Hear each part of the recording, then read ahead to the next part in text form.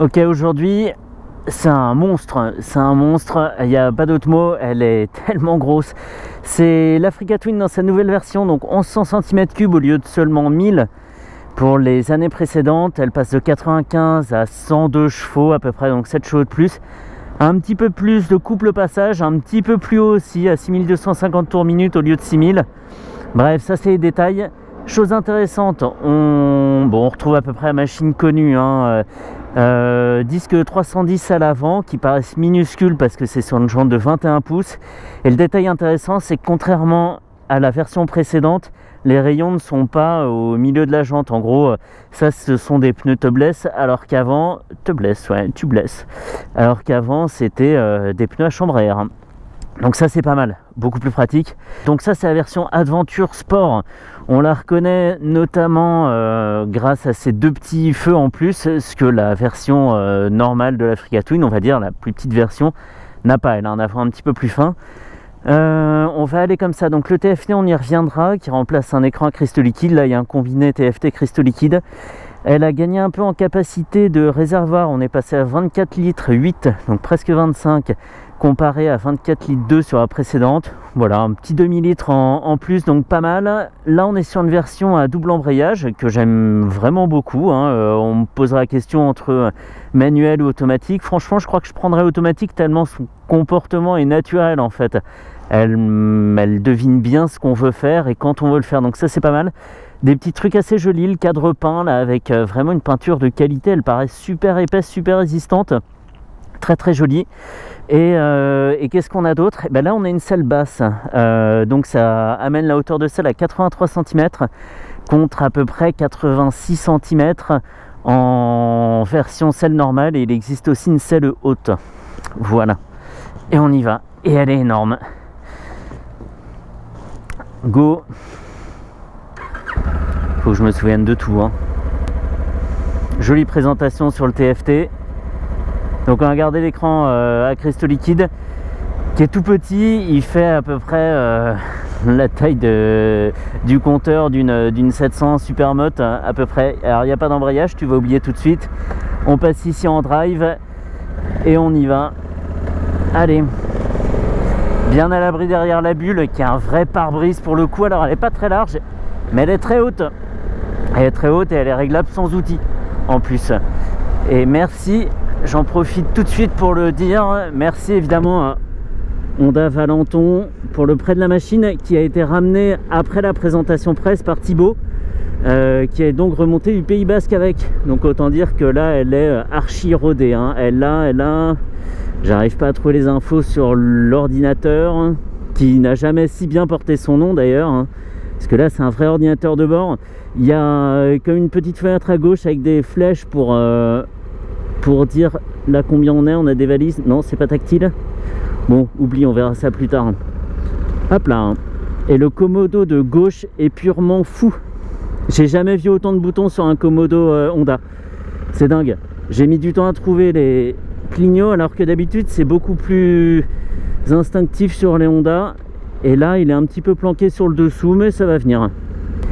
À chaque fois que je conduis la boîte auto, pour m'amuser comme ça, je me dis ah bah là j'aurais changé de vitesse, là j'aurais peut-être rétrogradé, et à chaque fois ça tombe juste.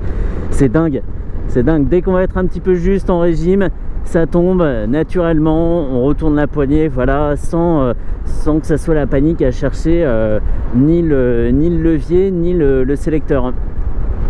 Donc elle a gagné, je disais, elle a gagné 6 ou 7 chevaux.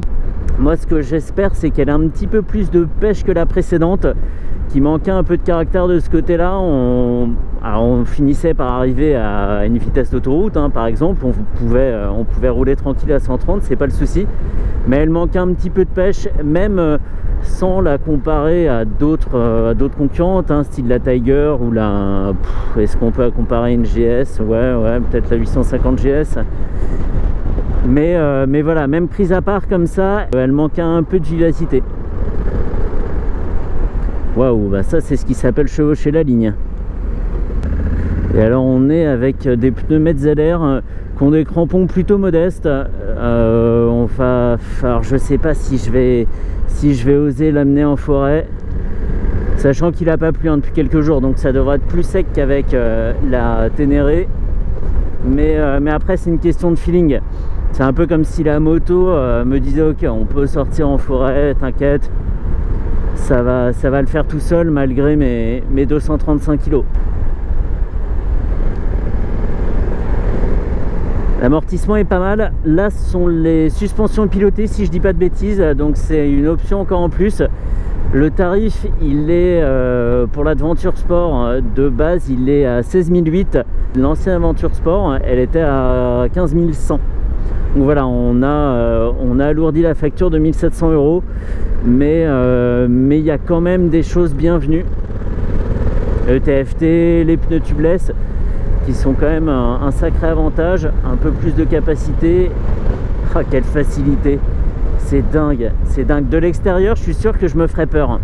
Je me ferais peur parce que je me verrai avec mon petit gabarit, mon 1m73. J'en profite pour le dire parce que la dernière fois, je ne l'avais pas précisé.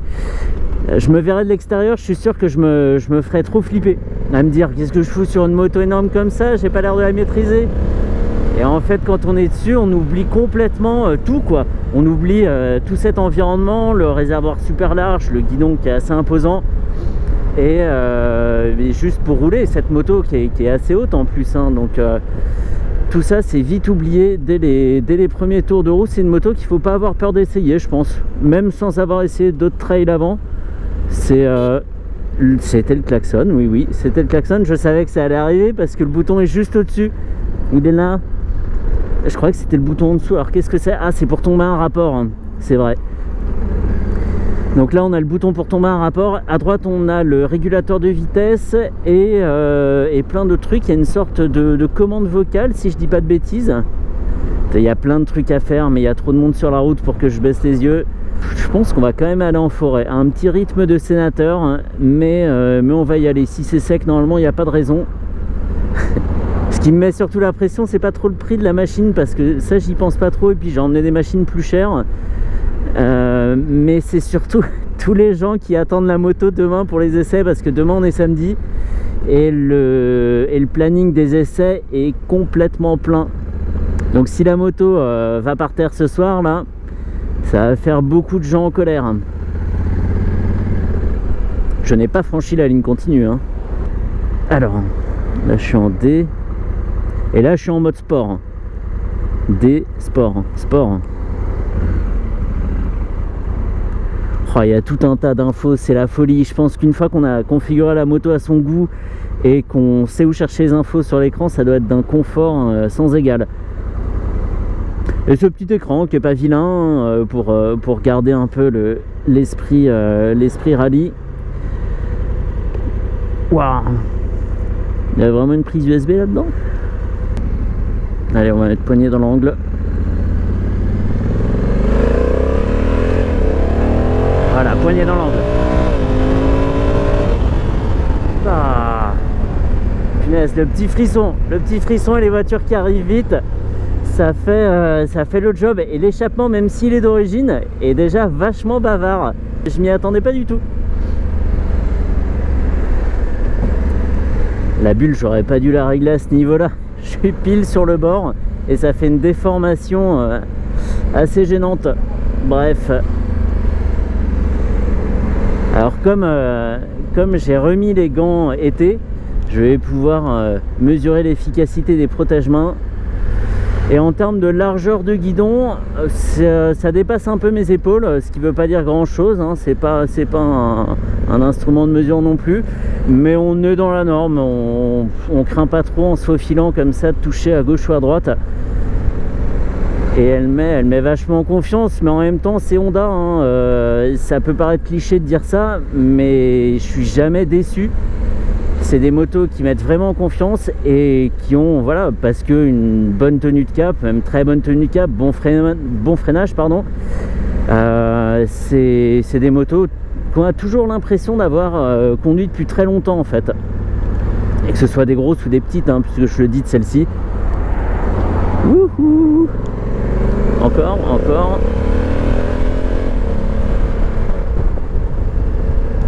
Voilà, accélération modérée, la boîte auto est pas montée trop dans les tours. Elle a pas attendu trop longtemps avant de changer de rapport. Parfait. Et alors, faudra que je regarde les couleurs. Elle est aussi dispo en noir et gris. Et là, elle est en peinture, dans la plus belle des peintures, évidemment. Hein. Honda a bien joué le coup. Ils ont filé la plus belle livrée. Elle est dans ce très beau bleu, blanc, rouge couleur Honda.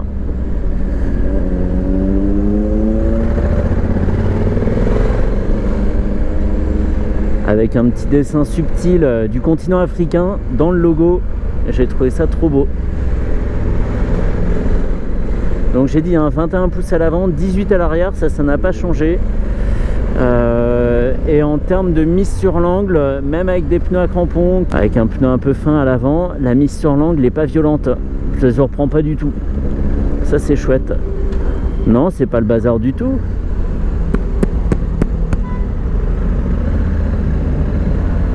Vas-y, vas-y. Super, merci. C'est cool de ne pas avoir à gérer l'embrayage quand c'est comme ça. Ah pardon, je me permets de passer. J'ai pas touché, j'ai pas mis le pied par terre depuis le début du faufilage là. C'est dire. Et le poids, c'est ce qui me faisait le plus peur, hein, en plus du gabarit. Le poids se fait pas sentir du tout. Là, je sais pas où on en est du plein, j'arrive pas à trouver l'info. Il y a tellement d'infos. Ah, on est presque full. On est presque full niveau essence et pourtant elle bascule pas très très vite. Donc c'est plutôt cool. Allez, là la boîte auto normalement va faire son boulot aussi. Allez, oh, les cale-pieds sont d'un confort, ils sont larges dans les deux sens, ils sont grands dans les deux dimensions quoi. Ils sont larges, ils dépassent, enfin ils dépassent pas de la chaussure non plus. Ah, il y a des sortes de feux de jour un peu à l'américaine devant là, les clignots qui sont allumés en permanence. Et les cale-pieds, ouais, c'est... Oh, on est presque sur du niveau de cale-pied de Harley là. Donc on touche bien le réservoir avec les genoux. Il est un peu trop large pour vraiment le pincer entre les genoux. Ouais, quelqu'un qui est déjà venu à moto ici là. Ouais, les cale-pieds sont fat. On va aller par là. Alors je sais pas du tout ce qu'il y a comme aide, hein. C'est bien marqué sur le tableau de bord, mais je sais pas du tout à quoi ça correspond.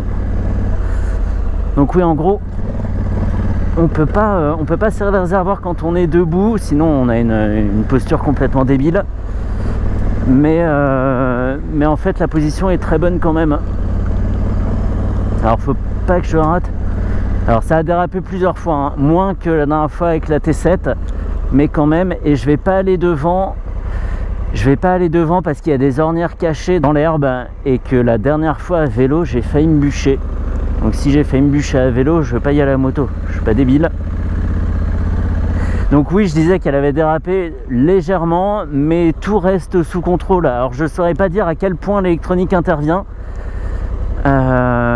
mais il n'y a rien de flippant. Le terrain est un peu gras là, voilà, on est sur un ensemble, sur un petit mélange pavé feuilles mortes, herbe mouillée. On cruise tranquille. Là on est en première, là où j'étais plutôt en seconde avec la T7. On a un peu plus de 2000 tours minute, on est peinard sur le couple. Et la moto monte toute seule avec une dérive légère. Il y a un cycliste là-bas. C'est un cycliste? Ouais, c'est un cycliste. J'aime pas ça, hein. Moi qui suis cycliste, j'aimerais pas avoir une moto en pleine nature comme ça. Je vais m'excuser auprès de lui. Oui, lever la main, c'était mon excuse. Oui. Ah ben, pourquoi on est en mode sport, on va repasser en mode normal. Ce sera peut-être un petit peu plus doux. Voilà, il a passé la seconde à 2000, là où il avait tendance à pousser un peu plus le régime en mode sport, ce qui n'était pas forcément bien pour rouler sur le couple. Qu'est-ce que je raconte?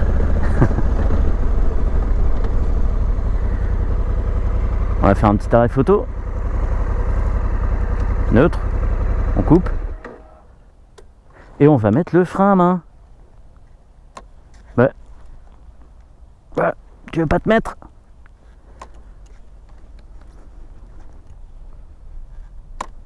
Non, il veut pas se mettre. Pas grave, elle va pas aller loin de toute façon. Ouhou. Bah, en termes de protection, c'est pas mal, hein. Les radiateurs sont pas trop exposés, puis ils sont protégés par le garde-boue. Ils sont répartis de côté, hein. Ils viennent pas très bas. Et on a ce gros sabot qui protège évidemment tout le bas. C'est super bien foutu. Elle est vraiment trop belle. Elle est trop belle. Et puis là, elle est en forêt. Elle est un peu chez elle, quoi. Allez.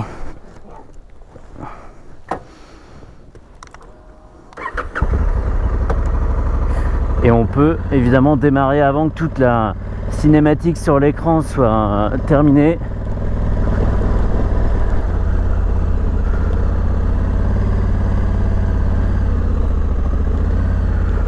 Alors là, je me souviens que l'ornière est pas mal aussi. Waouh!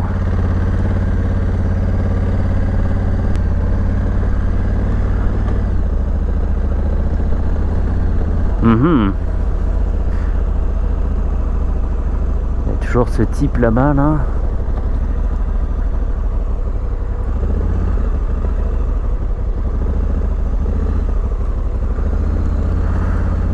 Bon, le sol est pas super rassurant, ça glisse un petit peu.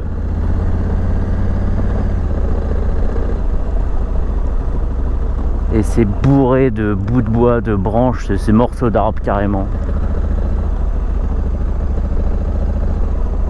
Hop, super, merci. Merci beaucoup. Le mec est pas... ça va, il est pas hostile, hein. Même en forêt, il se fait déranger par des motos qui roulent où elles devraient pas. Et bon, il dit rien, il se pousse tranquillement. Wow, ouais, tout doux, hein. Et voilà. Bon, allez, je fais une petite insertion sur voie rapide là. Et puis après, ça sera terminé. Super moto. Il y en a certains qui trouvent que la facture est maintenant conséquente à 16 800 €. C'est pas forcément faux. 1800 balles de plus pour les jantes tubeless, le TFT, un moteur un petit peu plus puissant et un peu plus de capacité de réservoir. Je sais pas trop. Moi je ne saurais pas dire en tout cas si c'est justifié. J'ai failli klaxonner encore. Oui, donc avec mon 1m73, là on va le voir, hein, je suis sur 2 bonnes pointes. Donc c'est pas mal, ou sur un pied complètement à plat comme ça sans que la moto soit trop penchée. C'est confortable.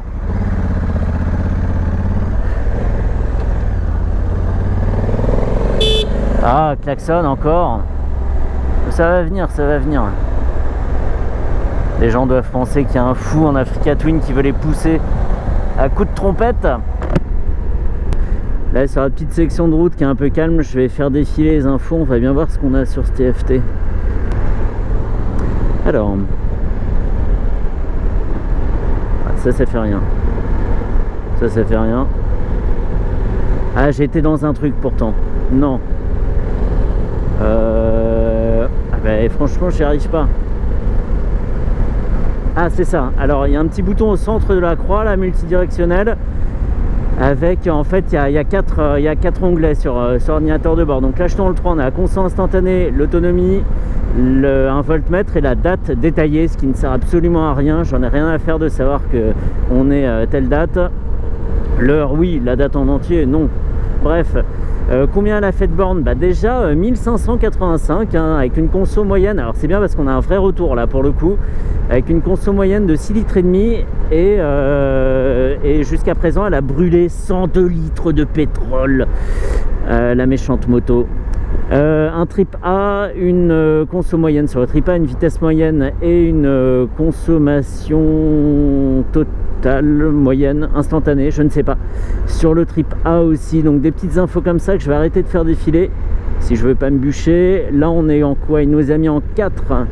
Je repasse en mode sport, il a rétrogradé sans que je descende en régime, enfin, sans que je coupe les gaz. Donc il a décidé qu'en mode sport il fallait être un rapport en dessous.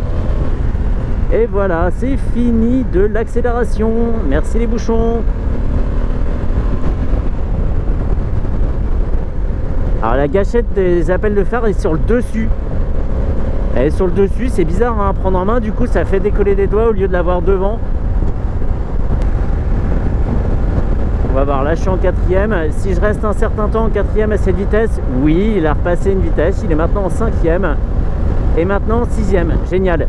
Il a compris que j'accélérerai plus et il s'est calé à une vitesse un petit peu plus logique. Maintenant on est en 6e à 100, à 3500 tours. Je vais tourner, on va voir la rapidité du kickdown. Allez, poignée dans l'angle. 5, 4. Bien, bien. Très très bien.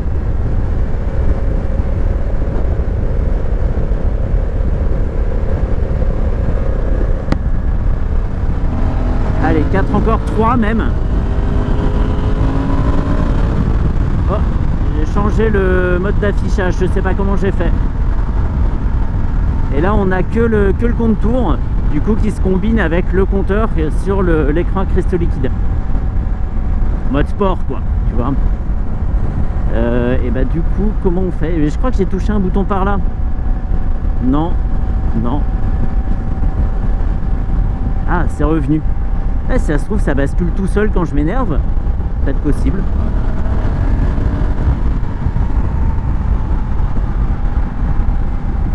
Et la boîte, en plus d'être intelligente en quelque sorte, est super souple. Et super souple, il n'y a rien qui claque. On n'est pas au niveau d'un cardan évidemment, mais les vitesses passent quasiment sans à-coups. Super bien foutu. Oui, j'ai cherché la poignée et le sélecteur, oui.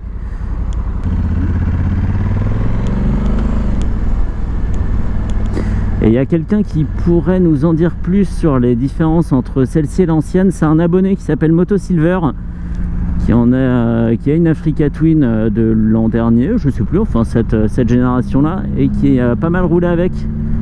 Donc s'il veut se manifester après son essai de celle-ci, il est évidemment le bienvenu. Voilà.